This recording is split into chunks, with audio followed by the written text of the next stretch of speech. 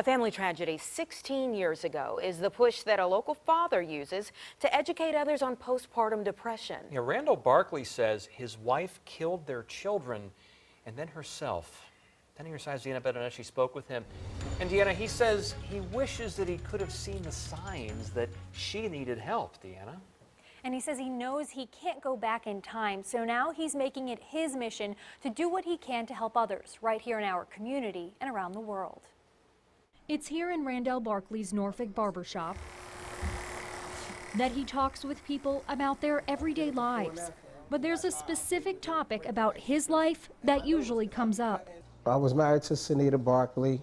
We had 3 beautiful children, and at the time she was 4 months pregnant with our 4th child. All over his shop are flyers and banners with pictures of them.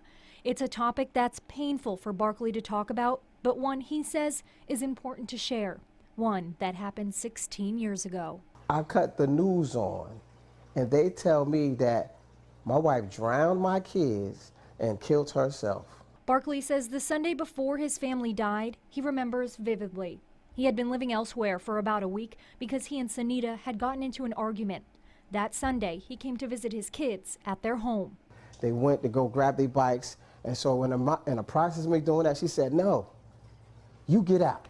Barkley says as he walked away from his home, he looked up at the windows and saw his children's faces for the very last time. He says Monday he didn't hear from her or the boys. Tuesday, he drove to their home to find out what was going on.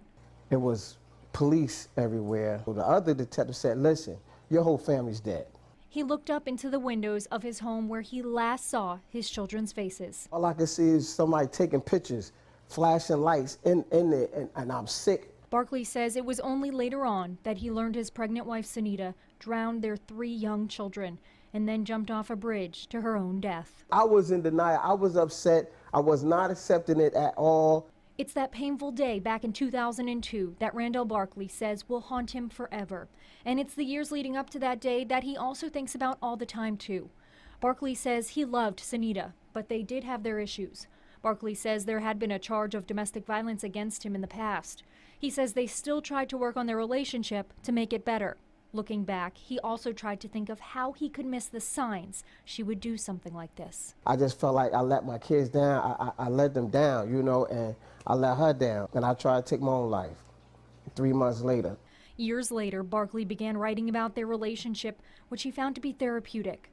He says as he recapped their relationship, he remembered a time they went to the doctor, talking about how Sunita was feeling. I remember the doctor telling her, you know, because she was telling the doctor, "I'm crying, my back is hurting and everything." He says they talked briefly about postpartum depression, and the doctor also gave them a pamphlet on baby blues. He says after reading about it, he believes she may have had postpartum depression. He says he wished they would have taken the talk with that doctor more seriously that day. I found her diary, and it blew me, like the stuff that was on her mind. He wrote a book about postpartum depression and has made it his mission to spread awareness and education. People who suffer in silence, and a lot of fathers, they're not educated. He says hanging the banners of his book in his barbershop also opens up the door to talk to men about it, so they'll know the signals as well. He says 17 women reached out to him to tell them that they read his story and went to get help. He's also partnering with other members in the community to try and expand the education on postpartum depression even further. We've posted information about postpartum depression over on wavy.com. Deanna Bettineschi, 10 on your side.